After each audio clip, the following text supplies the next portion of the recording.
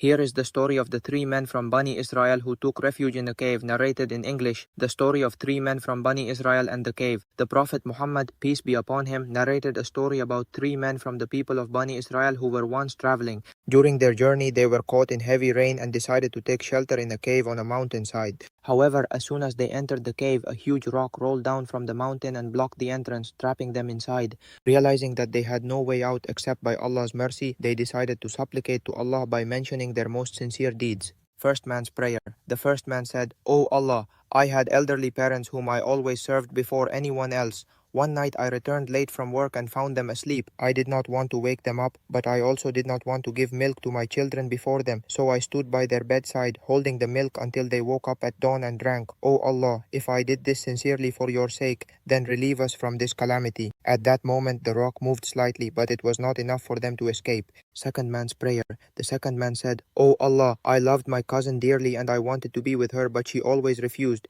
During a time of great hardship, she came to me for help. I agreed to give her a large sum of money on the condition that she would submit to me. She reluctantly agreed, but as I was about to commit the act, she reminded me to fear Allah and not to dishonor her. I immediately withdrew, even though I desired her, and I let her keep the money. O Allah, if I did this sincerely for your sake, then relieve us from this calamity." Again the rock moved a little more, but still the exit was not clear.